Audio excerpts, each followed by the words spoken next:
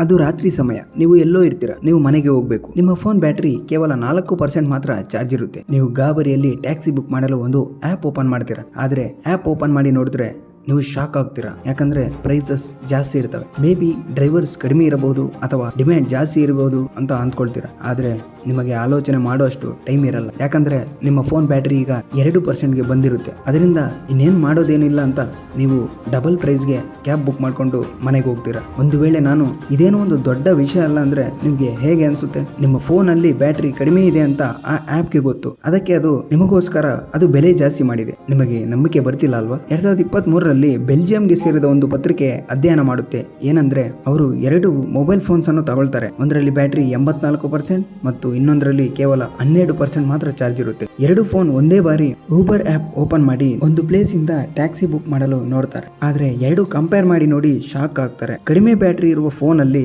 Uber ಜಾಸ್ತಿ charges ತೋರಿಸುತ್ತೆ. ಇದನ್ನು ಊಬರ್ ಕಂಪನಿ ವಿರೋಧಿಸುತ್ತೆ. ಆದ್ರೆ 2016 Uber head of economic research K Chen ಅನ್ನೋ ವ್ಯಕ್ತಿ ಒಂದು ಇಂಟರ್ವ್ಯೂ ಅಲ್ಲಿ ಹೀಗೆ ಹೇಳ್ತಾರೆ: ಫೋನ್ ಬ್ಯಾಟರಿ ಕಡಿಮೆ ಆಗೋ ಟೈಮಲ್ಲಿ ಜನರು ಹೆಚ್ಚು ಹಣ ಕೊಡಲು ಸಹ ರೆಡಿ ಇರ್ತಾರೆ ಅಂತ ಊಬರ್ಗೆ ಗೊತ್ತು ಅಂತ ಸ್ವತಃ ಅವರೇ ಒಪ್ಕೊಳ್ತಾರೆ. ಇಂಥ ಮೋಸಗಳು ಊಬರ್ ನಲ್ಲಿ ಮಾತ್ರವಲ್ಲ, ನೀವು ದಿನನಿತ್ಯ ಬಳಸುವ ವಸ್ತುಗಳಲ್ಲಿ ಸಹ ಇಂಥ ಘಟನೆಗಳು ಸುಮಾರು ನಡೆಯುತ್ತವೆ. ನಿಮಗೆ 7 ಅಪ್ ಕೋಕಾ ಕೋಲಾ ಗೊತ್ತಲ್ಲ? 10 ರೂಪಾಯಿಗೆ ಮಾರಾಟ ಮಾಡುವ ಚಿಕ್ಕ ಬಾಟಲ್ 250 ml ಇಂದ 200 ml ಗೆ ಕಡಿಮೆ ಮಾಡಲಾಗಿದೆ. ಇದನ್ನು ಪ್ಯಾಕೇಜ್ ಡೌನ್ ಸೈಜಿಂಗ್ ಅಂತ ಕರೀತಾರೆ. ಅಂದರೆ ಉತ್ಪತ್ತಿ ಪರಿಮಾಣ ಕಡಿಮೆ ಮಾಡುವುದರಿಂದ ಕಂಪನಿಗಳು ರಹಸ್ಯವಾಗಿ ಬೆಲೆ ಜಾಸ್ತಿ ಮಾಡ್ತವೆ.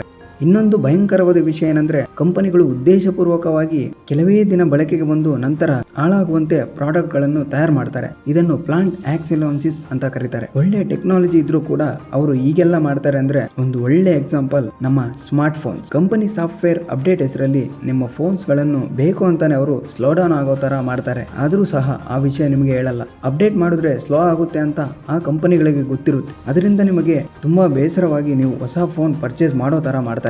ಆದ್ರೆ ಇದು ಇಲ್ಲಿಗೆ ಮುಗಿದಿಲ್ಲ.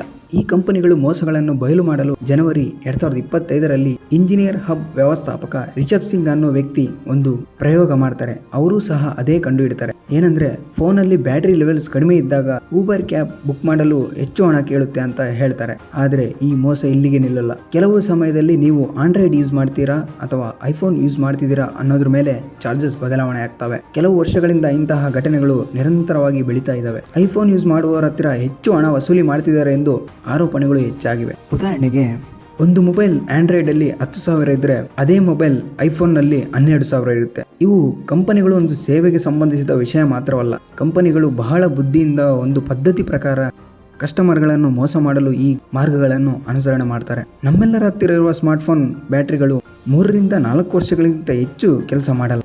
ನಂತರ ಬ್ಯಾಟರಿ ಕೆಲಸ ತುಂಬಾ ದಾರುಣವಾಗಿ ತಯಾರಾಗುತ್ತೆ. ನೀವು ಇನ್ನೊಂದು ಆಪ್ಷನ್ ಇಲ್ಲದೆ ಹೊಸ ಮೊಬೈಲ್ ತಗೊಳ್ಳೇಬೇಕಾಗುತ್ತೆ. ಇದನ್ನೇ ಪ್ಲಾಂಟ್ ಆಕ್ಸಿಲೋನ್ಸಿಸ್ ಅಂತ ಕರೀತಾರೆ. ಅಂದ್ರೆ ಕಂಪನಿಗಳು ಉದ್ದೇಶಪೂರ್ವಕವಾಗಿ ಕಡಿಮೆ ಬಳಕೆಯಾಗಿ ನಂತರ ಹಾಳಾಗುವಂತೆ ಪ್ರಾಡಕ್ಟ್ಸ್ ತಯಾರು ಮಾಡ್ತಾರೆ. ಅವ್ರ ಹತ್ರ ಅಂಥ ಟೆಕ್ನಾಲಜಿ ಇದ್ರೂ ಕೂಡ ಈಗೆಲ್ಲ ಮಾಡ್ತಾರೆ. ಒಂದು ಬಾರಿ ಯೋಚನೆ ಮಾಡಿ, ಈ ಫೋನ್ಸ್ ಅಲ್ಲಿರೋ ಬ್ಯಾಟರಿಗಳು ಸುಲಭವಾಗಿ ತೆಗೆದು ಹೊಸ ಬ್ಯಾಟರಿ ಹಾಕೋ ತರ ಮಾಡಿದ್ರೆ ಹೇಗಿರುತ್ತೆ? ಸಾಮಾನ್ಯವಾಗಿ ಈ ಕೆಲಸ ಮಾಡಲು ಏನು ದೊಡ್ಡ ವಿಷಯ ಅಲ್ಲ. ಆದರೆ ಸ್ಮಾರ್ಟ್ ಫೋನ್ಸ್ ಅಲ್ಲಿರೋ ಬ್ಯಾಟರಿಗಳನ್ನು ಉದ್ದೇಶಪೂರ್ವಕವಾಗಿ ಸೀಲ್ ಮಾಡಿ ಅದನ್ನು ಚೇಂಜ್ ಮಾಡೋಕ್ಕೂ ಬರದಂತೆ ಮಾಡ್ತಾರೆ. ಇದರಿಂದ ನಾವು ಬ್ಯಾಟರಿಗಳನ್ನು ರಿಪ್ಲೇಸ್ ಮಾಡಿಸಿದ್ರೂ ಸಹ ಅದು ಕೆಲವೇ ತಿಂಗಳು ಬಳಕೆಗೆ ಬರುತ್ತೆ. ನಂತರ ಸೇಮ್ ಅದೇ ರಿಪೀಟ್ ಆಗುತ್ತೆ. ಸೊ ಅದರಿಂದ ಇನ್ನೊಂದು ಆಪ್ಷನ್ ಇಲ್ಲದೆ ಹೊಸ ಫೋನ್ ತಗೊಳ್ಳೇಬೇಕಾಗುತ್ತೆ. ಇನ್ನು ಸಾಫ್ಟ್ವೇರ್ ಅಪ್ಡೇಟ್ಸ್ ಮುಖಾಂತರನೂ ಸಹ ಫೋನ್ಸ್ ಅನ್ನು ಸ್ಲೋ ಡೌನ್ ಮಾಡ್ತಾರೆ. ಇನ್ನು ಇಂತಹ ಮೋಸಗಳಿಗೆ ಗವರ್ನಮೆಂಟ್ ಇಂದ ಉತ್ತರ ಮತ್ತು ಸೆಕ್ಯೂರಿಟಿ ಸಹ ಅವಸರವಾಗಿರುತ್ತೆ. 2021 European Union right to repair ಅಂದರೆ ರಿಪೇರ್ ಮಾಡಿಕೊಳ್ಳುವ ಹಕ್ಕು ಅನ್ನೋ ರೂಲ್ ಜಾರಿಗೆ ತರುತ್ತೆ. ಈ ರೂಲ್ ಪ್ರಕಾರ ಜನರು ಖರೀದಿಸಿದ ಫೋನ್, ಲ್ಯಾಪ್ಟಾಪ್ ಇಂಥ ಮುಂತಾದ ಎಲೆಕ್ಟ್ರಾನಿಕ್ ವಸ್ತುಗಳು ಹಾಳಾದರೆ ಹೆಚ್ಚು ಹಣ ಕೊಟ್ಟು ಹೊಸದು ಖರೀದಿಸಬೇಕಾಗಿಲ್ಲ. ಅದರ ಸ್ಪೇರ್ ಪಾರ್ಟ್ಸ್ ಮತ್ತು ರಿಪೇರಿ ಸೇವೆಗಳು ಕಡಿಮೆ ಬೆಲೆಗೆ ಲಭ್ಯವಾಗಬೇಕು ಅನ್ನೋ ನಿಯಮ ಜಾರಿ ಮಾಡ್ತಾರೆ. ಇದರಿಂದ ಆಪಲ್ ಯೂನಿವರ್ಸಲ್ ಟೈಪ್ ಸಿ ಚಾರ್ಜರ್ಗಳನ್ನು ಬಳಸಲು ಪ್ರಾರಂಭ ಮಾಡ್ತಾರೆ. ಇದು ಆಂಡ್ರಾಯ್ಡ್ಗೂ ಸಹ ಉಪಯುಕ್ತವಾಗಿದೆ. Package down sizing. Package down sizing ಅಂದರೆ ಮೊದಲೇ ಹೇಳಿರೋ ಹಾಗೆ ಕಂಪನಿಗಳು ಬೆಲೆ ಜಾಸ್ತಿ ಮಾಡದೆ ಪ್ರಾಡಕ್ಟ್ಸ್ ಕ್ವಾಂಟಿಟಿ ಕಡಿಮೆ ಮಾಡ್ತಾರೆ. ಉದಾಹರಣೆ, ಮ್ಯಾಗಿ ಪ್ಯಾಕೆಟ್ ಸೈಜ್ 80 ಗ್ರಾಮಿಂದ 55 ಗ್ರಾಮ್ಗೆ ಇಳಿಸಲಾಗಿದೆ. ಥಮ್ಸ್ ಅಪ್ ಕೋಕಾ ಕೋಲಾ 10 ರೂಪಾಯಿ ಬಾಟಲ್ 250 ml ಇಂದ 200 mlಗೆ ಕಡಿಮೆ ಮಾಡಲಾಗಿದೆ. ಲೇಸ್ ಚಿಪ್ಸ್ ಪ್ಯಾಕೆಟ್ ಅಲ್ಲಿ ಚಿಪ್ಸ್ಗಿಂತ ಗಾಳಿನೇ ಜಾಸ್ತಿ ಇರುತ್ತೆ.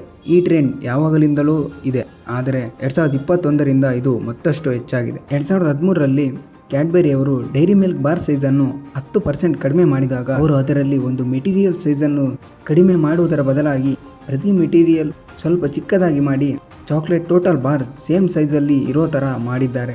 ಅದೇ ರೀತಿ 2016ರಲ್ಲಿ ಟ್ಯಾಬ್ಲೂರನ್ ಚಾಕ್ಲೇಟ್ 400 ಗ್ರಾಮಿಂದ 360 ಗ್ರಾಮ್ಗೆ ಕಡಿಮೆ ಮಾಡಿದ್ದಾರೆ.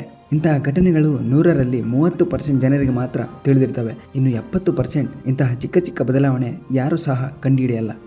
ಆದರೆ ಅದು ಕೋಟಿಗಳಲ್ಲಿ ನಡೆಯೋ ಮೋಸ ಎಂದು ಯಾರಿಗೂ ಸಹ ಗೊತ್ತಿಲ್ಲ. ವಿಡಿಯೋ ಇಷ್ಟ ಆದರೆ ಕೂಡಲೇ ಲೈಕ್ ಮಾಡಿ, ಶೇರ್ ಮಾಡಿ ಹಾಗೂ ಸಬ್ಸ್ಕ್ರೈಬ್ ಮಾಡಿ. ಮುಂದಿನ ವಿಡಿಯೋದಲ್ಲಿ ಸಿಗೋಣ. ಧನ್ಯವಾದ.